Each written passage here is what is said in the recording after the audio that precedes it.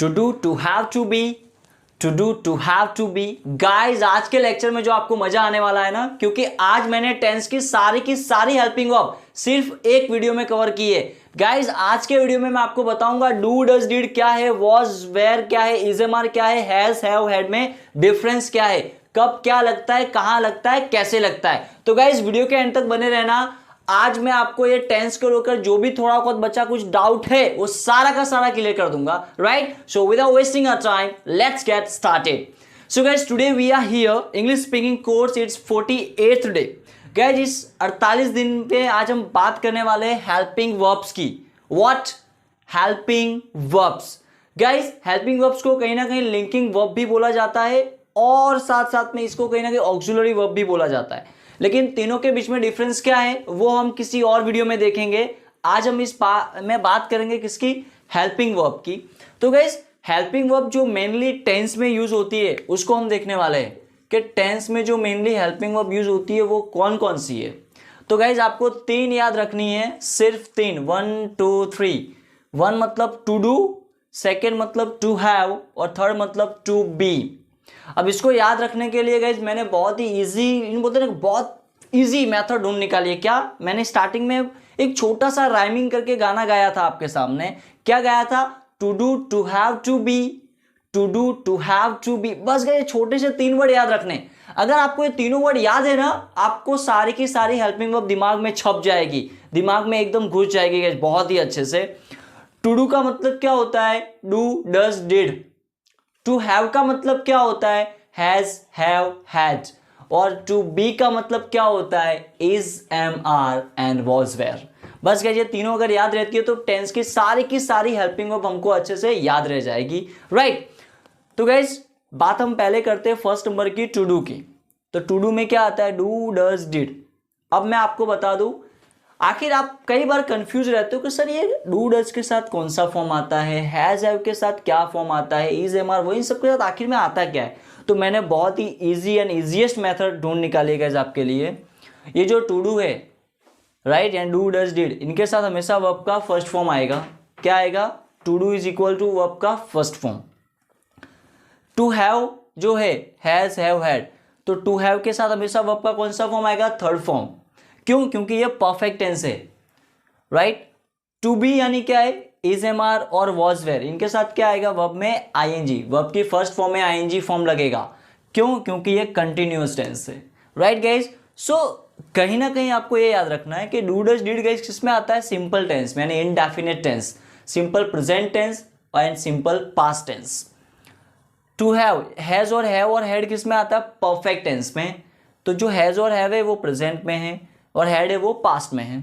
To be यानी is, am, are और was, where किसमें आता है? कंटिन्यूअस टेंस में, यानी इज, एम, आर ये प्रेजेंट में आता है, वॉज, वेयर ये पास्ट में आता है। मैं आपके लिए इसे इजी करने के लिए गाइस मैं आपको सर्कल बना देता हूँ। तो जहां जहां मैं राउंड कर रहा हूँ, सर्कल बना रहा हूँ, वो सब क्या है? वो पास्ट की बात करते हैं। तो मैंने 3 सर्कल बनाए, did, had and was, where. ये किसकी बात करते हैं? पास्ट की, ओके। तो इस ब्रैकेट की मदद से हम समझने की कोशिश करेंगे, टेंस के सारे डाउट क्लियर करेंगे। गाइस अगर आपने टेंस नहीं पढ़ा है तो कोई बात नहीं, आप इस लेक्चर को खाली अटेंड करो, राइट। और अगर आप डिटेल में टेंस को पढ़ना चाहते हो तो हमारे इंग्लिश स्पीकिंग कोर्स को गाइस आपको ज्वाइन नहीं करना है, कोई फीस पेमेंट नहीं करनी है, कोई सब्सक्रिप्शन नहीं लेना है, कुछ नहीं। It's completely eight free of cost, completely free. Guys आप हमारे इंग्लिश स्पीकिंग के कोर्स को फर्स्ट डे से देखना स्टार्ट कर सकते हो, या फिर हमारी प्लेलिस्ट में जाके टेंस सीरीज को देख सकते हो अगर टेंस को आपको डिटेल में एनालाइज करना है, पढ़ना है। सो गाइस टू डू में डू और डज किस में आता है? प्रेजेंट में, सिंपल प्रेजेंट टेंस में, राइट। अब आपको ये देखना है कि हिंदी में जो सेंटेंस आप बोलते हो, राइट, या जो सोचते हो, मतलब आप इंग्लिश में कहीं पे भी बात कर रहे हो, इंग्लिश में कुछ भी आप राइटिंग कर रहे हो, लिख रहे हो, आइल्स में लिख रहे हो, कॉम्पिटिटिव एग्जाम में लिख रहे हो, या बहुत कई बार हम सेमिनार में आप सेमिनार ले रहे हो, या कई बार आप एमएनसी कंपनी में मीटिंग ले रहे हो। तो गाइस आपको एक चीज़ याद रखना है, अगर आप डू, डज, डिड बोलते हो ना तो वहाँ पे हमेशा वर्ब का कौन सा फॉर्म आएगा? तो हमेशा वर्ब का फर्स्ट फॉर्म आएगा। हमेशा ये चीज़ याद रखो, कौन सा फॉर्म आने वाला? First form, right. जैसे मुझे बोलना है आई don't know anything, he doesn't do homework, right? मुझे अगर बोलना है he did not go to school today, तो did के साथ go बोल रहा हूं मैं, he did not go to school today, तो इनके साथ हमेशा वर्ब का फर्स्ट फॉर्म आएगा, right? उसी तरह हैज और हैव और हैड की बात करते हो तो इसमें हमेशा वर्ब का कौन सा फॉर्म आएगा? थर्ड फॉर्म, हमेशा थर्ड फॉर्म आएगा। अब मैंने यहाँ पे गाइस बहुत ही अच्छे से गाइस क्लैरिफाई किया हुआ है कि आखिर ये एक वचन करता क्या है, बहुवचन करता क्या है, कब डू डज लगता है, डिड, या इन दोनों के बीच में डिफरेंस क्या है। तो गाइस मैंने यहाँ पे लिखा हुआ ही, शी, इट एंड नेम, कोई भी एक अगर नाम होगा तो गाइस ये सब क्या कहलाता है? सिंगुलर। और वी, यू, दे क्या कहलाता है? प्लूरल। और आई गाइस इसको एक्सेप्शन में लिया गया है, आई को एक्सेप्शन में लिया गया है। आई जनरली कभी कभी एक वचन भी कंसिडर होता है, कभी कभी बहुवचन भी कंसिडर होता है, लेकिन हाँ एक चीज याद रखना, ये हमेशा according to English grammar rule ये हमेशा फर्स्ट पर्सन प्लूरल कहलाता है, हमेशा बहुवचन ही कहलाएगा, राइट।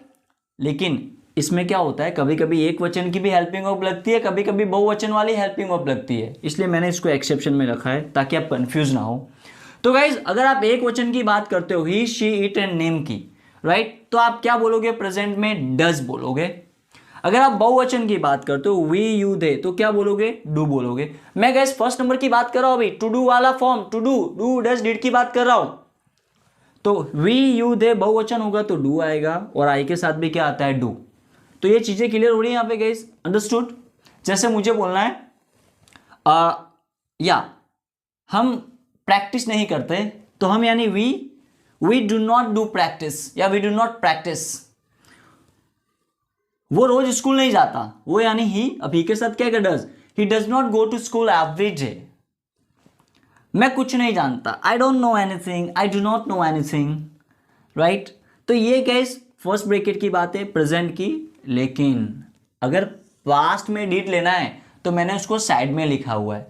अब साइड में लिखने का मतलब ये है फॉर ऑल, चाहे एक वचन करता हो, चाहे बहुवचन हो, कुछ भी हो, एक्सेप्शन हो, जो भी हो, डिड सबके साथ आता है, ये किसी के साथ भेदभाव नहीं करता है गाइस।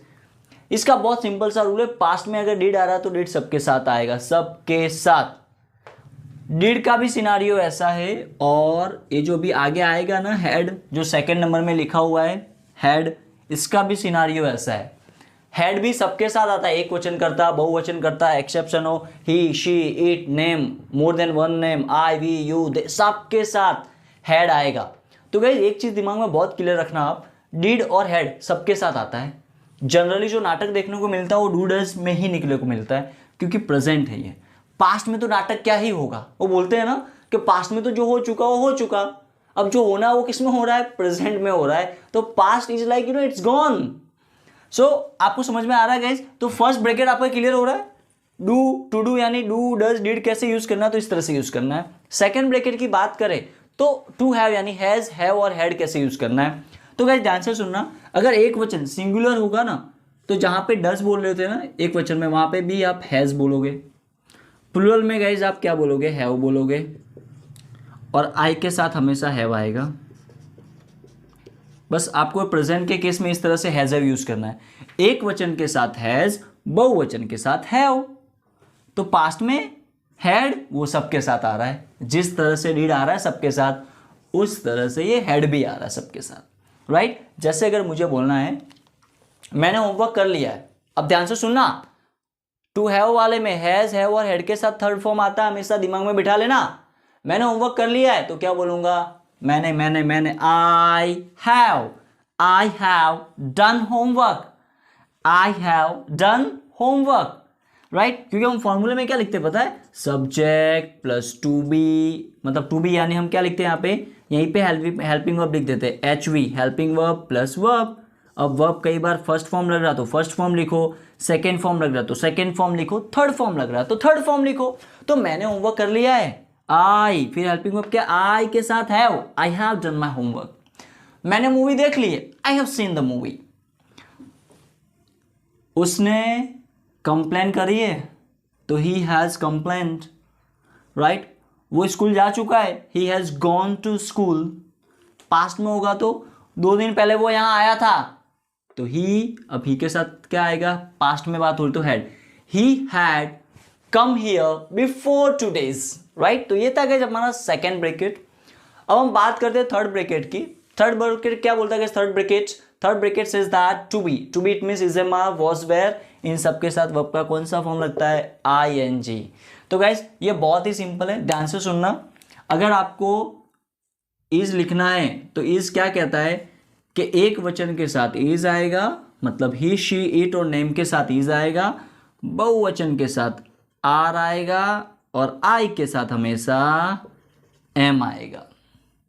ये प्रेजेंट की बात कर रहा हूँ, इज एम आर की, वॉज वेयर की बात नहीं की है मैंने अभी, राइट। जैसे मुझे बोलना मैं गाने सुन रहा हूँ तो आई के साथ क्या आएगा, एम, आई एम। अब वर्ब में क्या लेना है, थर्ड में ing form. So I am listening songs, मैं होमवर्क कर रहा हूँ, I am doing homework, right. अगर मुझे बोलना है हम खेल रहे हैं तो वी के साथ आर, वी आर प्लेइंग, वो नाटक कर रहा है, he is acting, he is making excuse, right, he is pretending, मैं ढोंग कर रहा है, इन शॉर्ट दिखावा कर रहा है, ही इज प्रिटेंडिंग। तो इज एम आर को इस तरह से यूज करना है। पास्ट में गाइस क्या होगा, तो पास्ट में आप एक चीज याद रखो कि जहां पे आप एक वचन के साथ इज ले रहे थे ना, वहीं पे बहुवचन के साथ क्या, सॉरी पास्ट में क्या लोगे, वॉज, और जहां पे आर ले रहे थे वहां पे क्या लोगे, वर, और आई के साथ क्या आएगा, एक्सेप्शन में वॉज। तो पास्ट क्या कहता है, एक वचन के साथ वॉज, बहुवचन के साथ वर एंड एक्सेप्शन में आई के साथ वॉज। फॉर एग्जाम्पल अगर मुझे बोलना है मैं कल मैं कल आपके बारे में सोच रहा था, तो आई, अब पास्ट यानी आई के साथ क्या आएगा, was, I was thinking about you yesterday या थिंकिंग ऑफ यू यस्टरडे। मुझे बोलना है कि तुम कल रो रहे थे, you were crying yesterday, you were crying yesterday. अगर मुझे बोलना है कि या राघव कल मना कर रहा था, इनकार कर रहा था, तो राघव वॉज रिफ्यूजिंग यस्टरडे या Raghav was denying yesterday. Deny guys, deny एक वर्ड है ना जिसको आप कई बार डैनी बोलते हो, Danny, it's not Danny, it's deny, मतलब रिफ्यूज का ये सिमिलर वर्ड से इट्स रिफ्यूज, मना करना, इनकार करना, राइट। तो गाइस देखो ये था हमारा हेल्पिंग वर्ब। इसमें जो सबसे इंपॉर्टेंट है वो ये छोटा सा ब्रेकेट है जो मैंने आपको बहुत ही राइमिंग करके बताया हुआ है, अंडरस्टूड। तो ये ब्रेकेट ही आपको अच्छे से याद रखना है गाइस, क्योंकि अगर आप ये ब्रेकेट अच्छे से याद रखते हो ना, आपके टेंस की सारी हेल्पिंग वर्ब क्लियर हो जाएगी। आपका ये डाउट ही क्लियर हो जाएगा कि हेल्पिंग वर्ब कब कहाँ लेनी है, किसके साथ क्या वर्ब का फॉर्म लेना है। तो ये छोटा सा ब्रेकेट याद रखना गाइस, टेंस के सारे डाउट क्लियर हो जाएंगे, राइट। अगर गाइस इस वीडियो से आपकी थोड़ी भी हेल्प हुई है तो प्लीज कमेंट में अपना फीडबैक देके जरूर जाना। और हाँ, ये पढ़ने के बाद भी अगर आपको कोई डाउट रह जाता है ना, छोटा सा हल्का सा डाउट रह जाता है, ऐसे तो मैंने सारा क्लियर कर दिया है, लेकिन थोड़ा सा भी डाउट रह जाता है कि सर इसका ये कैसे होगा, मतलब जो आप सोच रहे हो, जो डाउट होता है, तो गाइज आप मुझे कमेंट बॉक्स में कमेंट करके पूछ सकते हो। मैं जल्दी से जल्दी उसका रिप्लाई देने की कोशिश करूंगा, और हो सकता है तो रिप्लाई आपको टेक्स्ट करके दूंगा, या हो सकता है मैं आपका वीडियो बना के आपका आंसर दे दूं, हू नोस। तो guys keep learning and keep sharing.